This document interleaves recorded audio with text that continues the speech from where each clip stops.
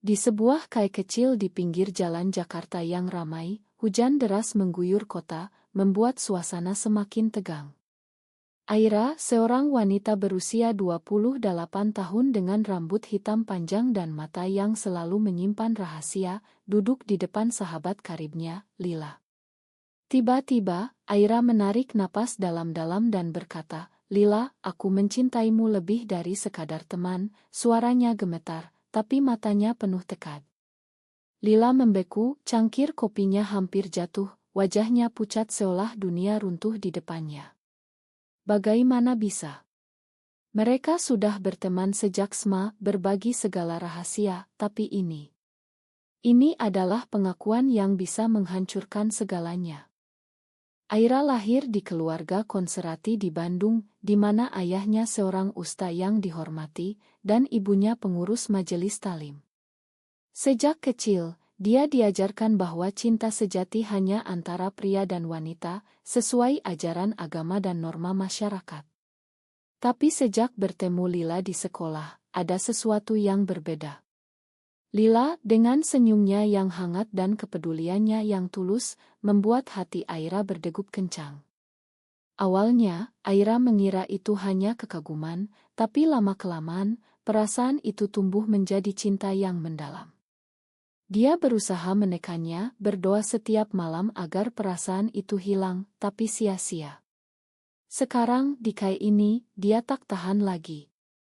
"Aku sudah lama menyimpannya, Lila. Setiap kali kita bersama, aku merasa utuh. Tapi aku tahu ini salah di mata banyak orang." Lila, yang berasal dari keluarga modern di Jakarta, tapi tetap terikat tradisi Jawa, menatap Aira dengan mata berkaca-kaca. Dia adalah seorang desainer gerai sukses, berusia 27 tahun, dengan penampilan cic dan percaya diri. Lila pernah punya pacar pria, tapi hubungan itu berakhir karena dia merasa kosong. Diam-diam, dia juga merasakan tarikan yang sama terhadap Aira, tapi tak pernah berani mengakuinya. "Aira, kamu tahu kan bagaimana masyarakat kita? Keluargaku, teman-teman. Ini bisa jadi bencana." Suaranya pelan, tapi penuh konflik. Hujan di luar semakin deras, seolah mencerminkan badai di hati mereka. Malam itu, setelah pengakuan, Lila pulang dengan pikiran kacau. Di apartemennya yang sederhana di kawasan Kemang, dia mondar-mandir, memikirkan konsekuensi. Ayahnya, seorang pengusaha, selalu berharap Lila menikah dengan pria baik-baik. "Kamu harus punya keluarga bahagia seperti kami," katanya sering. Lila ingat bagaimana saudaranya diusir dari rumah karena rumor orientasi seksualnya. Apakah dia siap menghadapi itu? Tapi bayangan Aira, dengan senyum malu-malu, membuat hatinya luluh. Besok pagi, Lila menelepon Aira. "Kita bicara lagi. Aku juga merasakan hal yang sama." Kata-kata itu seperti bom waktu yang mulai berdetak. Hubungan mereka mulai diam-diam, pertemuan di kai-kai tersembunyi, pesan-pesan malam hari penuh kerinduan. Aira, yang bekerja sebagai guru di sekolah swasta, merasa bersalah setiap kali melihat siswanya belajar tentang nilai-nilai keluarga tradisional. "Apakah aku munaik?" gumamnya sendirian. Suatu hari, saat mereka berdua jalan-jalan di Taman Suropati, tangan mereka saling genggam di balik jaket tebal. Tapi tiba-tiba seorang teman lama Aira lewat dan melihat mereka. "Aira, Lila, kalian lagi apa?" tanya teman itu curiga. Aira cepat melepaskan genggaman, hatinya berdegup kencang.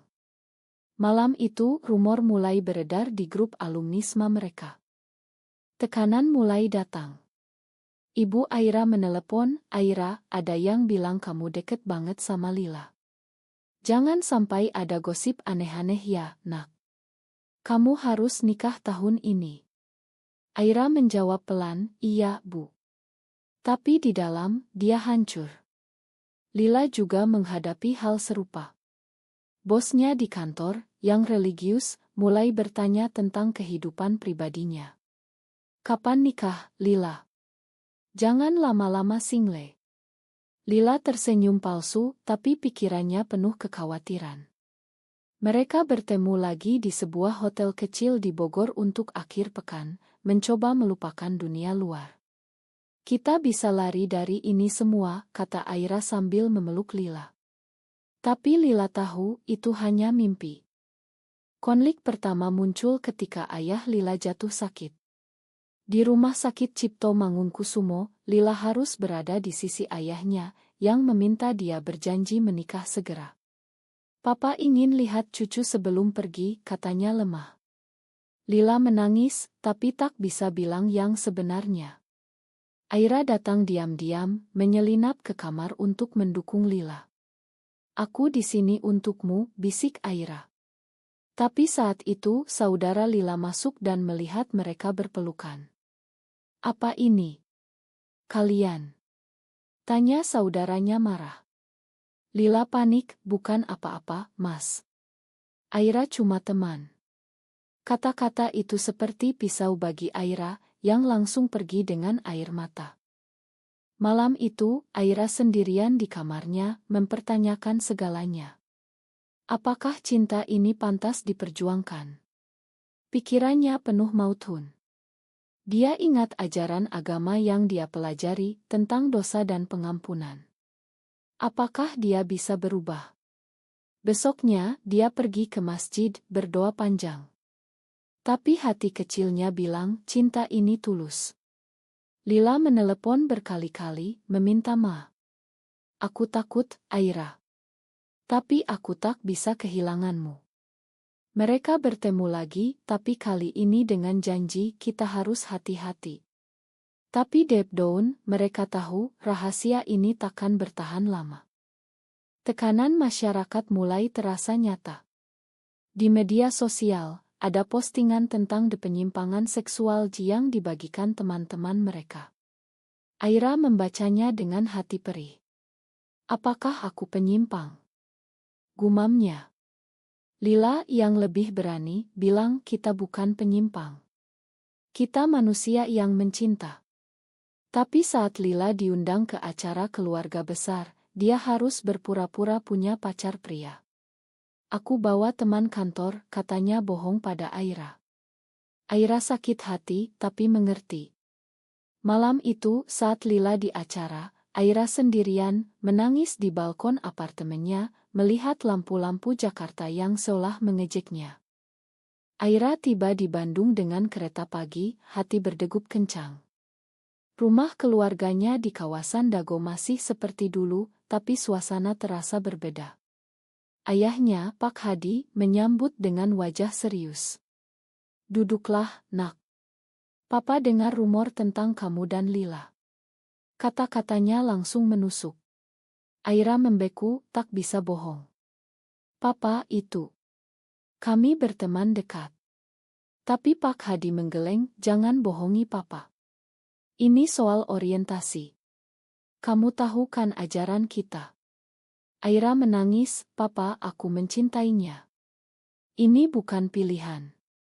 Debat panjang terjadi, ayahnya bicara tentang dosa, masyarakat, dan masa depan. Kamu harus berubah atau Papa takkan mengakui kamu lagi. Kata-kata itu seperti pukulan. Di Jakarta, Lila cemas menunggu kabar dari Aira. Dia bekerja di studio desainnya di Tamrin, tapi pikirannya tak fokus. Teman kantornya, Rina, bertanya, kamu kenapa, lah? Kayak orang linglung. Lila tersenyum paksa, gak apa-apa. Tapi dalam hati, dia memikirkan ayahnya yang baru pulih. Kalau Papa tahu, bisa kambuh lagi sakitnya. Malam itu, Aira menelepon, menceritakan semuanya. Aku tak tahu harus bagaimana, Lila. Suara Aira parau. Lila bilang, kita hadapi bersama. Aku akan datang ke Bandung. Tapi Aira menolak, jangan, nanti tambah rumit. Konflik memburuk ketika Ibu Lila ikut campur. Bu Siti, Ibu Lila, menemukan pesan-pesan mesra di ponsel Lila saat membersihkan kamar. Ini apa? Kamu dan Aira. Tanya Bu Siti. Lila tak bisa mengelak, Bu, aku mencintai dia. Bu Siti menangis, ini salah, Nak. Masyarakat kita tak terima. Kamu harus nikah dengan pria. Lila marah, Bu, cinta tak bisa dipaksa. Pertengkaran hebat terjadi, Bu Siti mengancam akan cerita ke ayahnya. Lila pergi dari rumah, menginap di hotel kecil di Senayan, merasa sendirian. Aira di Bandung dipaksa ikut pengajian khusus oleh ayahnya. Di masjid dekat rumah, Ustaz bicara tentang penyembuhan dari penyimpangan. Aira duduk di belakang, hati perih. Apakah aku bisa disembuhkan? Pikirannya kacau. Malam itu, dia bertemu Lila secara rahasia di stasiun kereta. Mereka berpelukan di sudut gelap. Aku tak bisa tanpa kamu, kata Lila. Tapi Aira ragu, tapi keluarga kita. Ini terlalu berat. Mereka memutuskan untuk sementara berpisah, mencoba normal. Pisah itu seperti neraka. Aira mencoba kencan dengan pria yang diperkenalkan ayahnya, seorang guru agama bernama Budi. Di Kai di Bandung, Budi bicara tentang masa depan keluarga. Aira tersenyum, tapi hatinya kosong. Ini bukan aku, gumamnya dalam hati. Lila juga dipaksa ibunya bertemu calon suami, seorang pengusaha muda bernama Andi. Di restoran di Scibd, Andi ramah, tapi Lila merasa mual.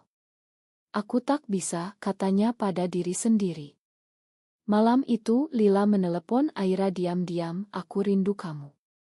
Mereka menangis bersama di telepon. Rumor semakin menyebar. Di grup WhatsApp keluarga Aira, ada yang bagikan artikel tentang di Indonesia, dengan komentar negatif. Aira merasa dikucilkan. Di sekolah, rekan guru mulai menjauh. Bu Aira, hati-hati ya dengan pertemanan, kata seorang kolega. Aira sakit hati, tapi tak bisa membela diri. Lila di kantor, bosnya memanggil.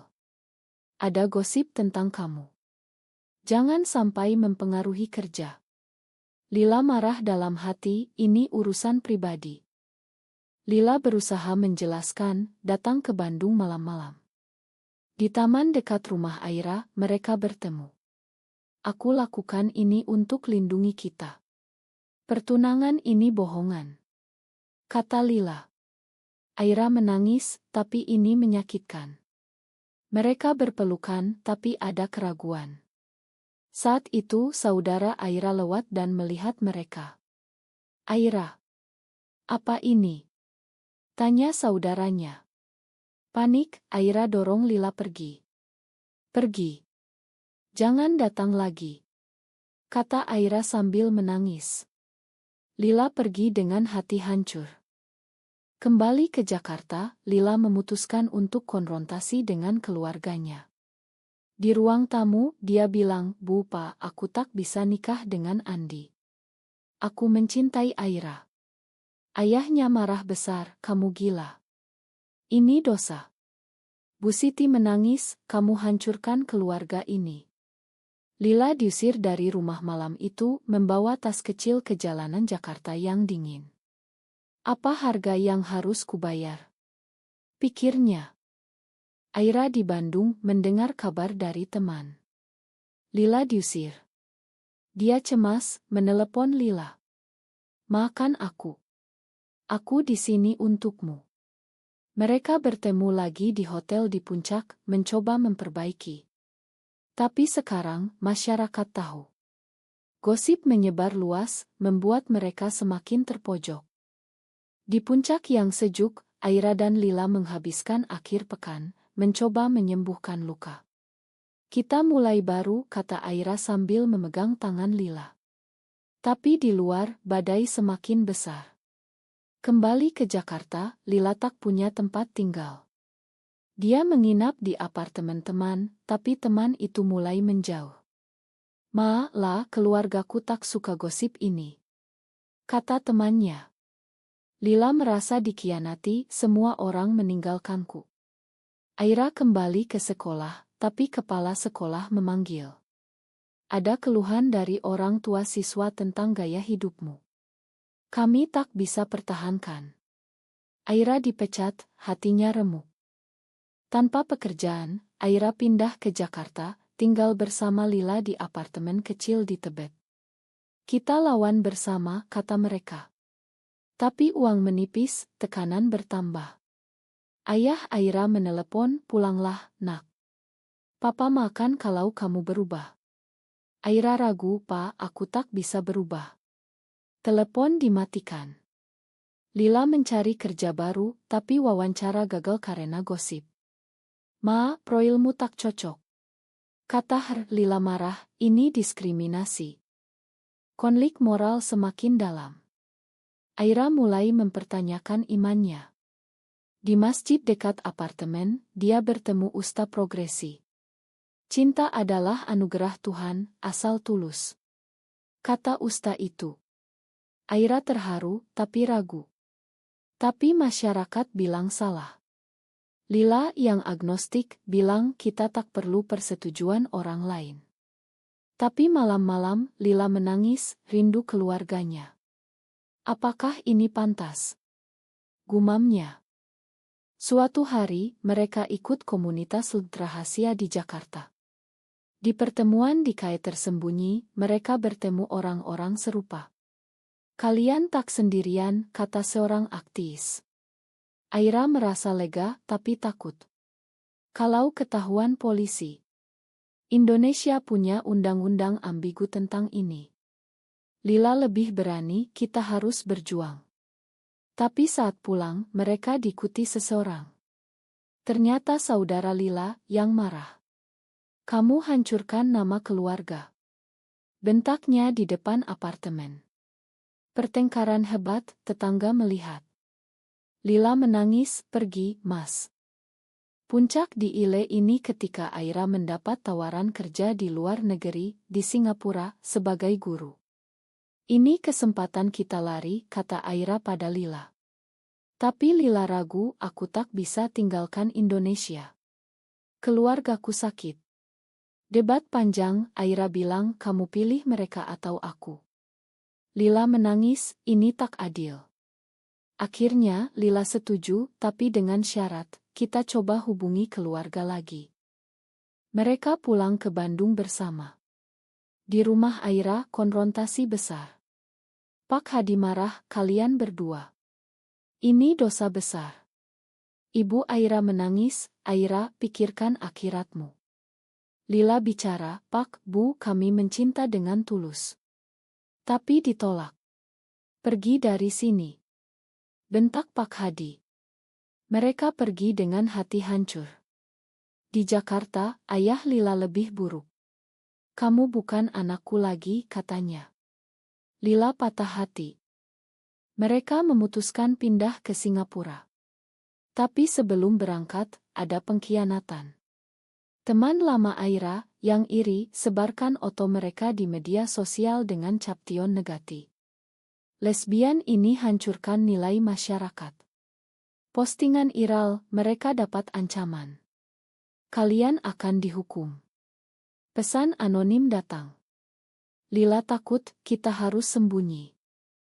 Di Bandara Soekarno-Hatta, saat mau berangkat, polisi datang.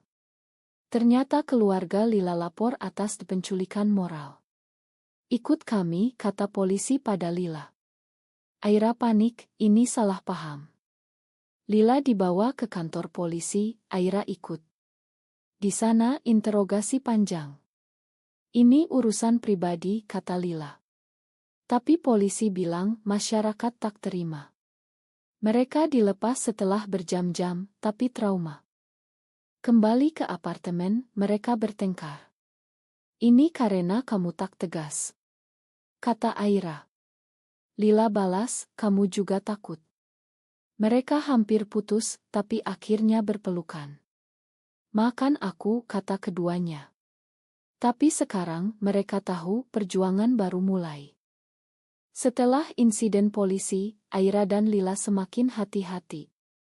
Mereka pindah ke apartemen baru di kawasan Bst, jauh dari kenalan. Lila dapat kerja relance sebagai desainer, Aira mengajar online.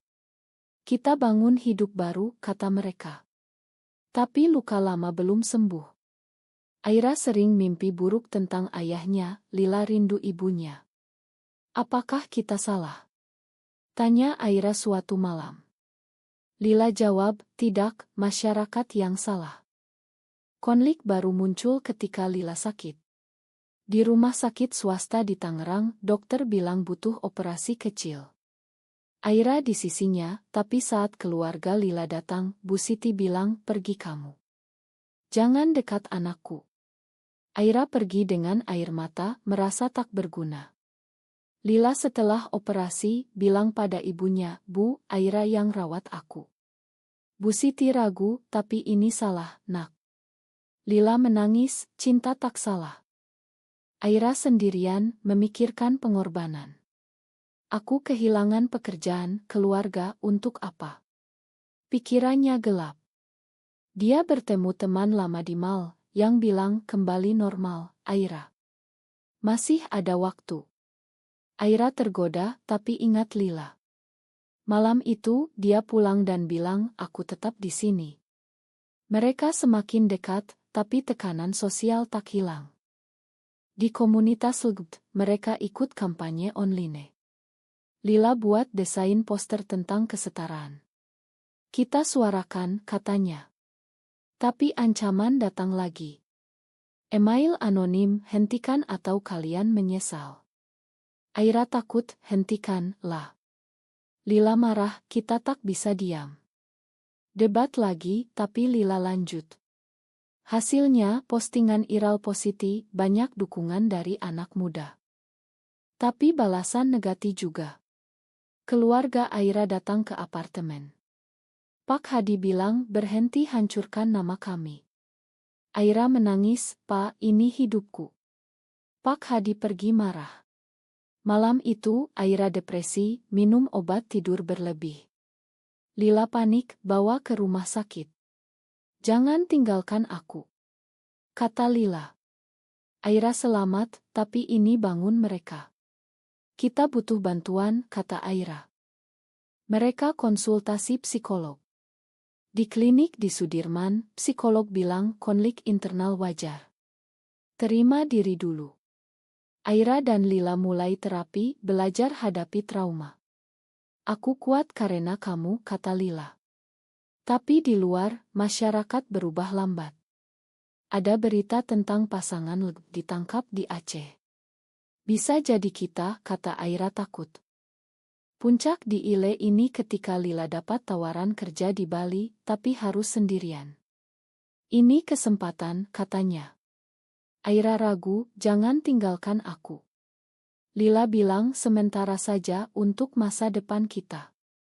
Aira setuju, tapi hati cemburu. Di Bali, Lila bertemu wanita lain di komunitas, bernama Maya. Maya ramah, dekat. Lila cerita pada Aira, cuma teman.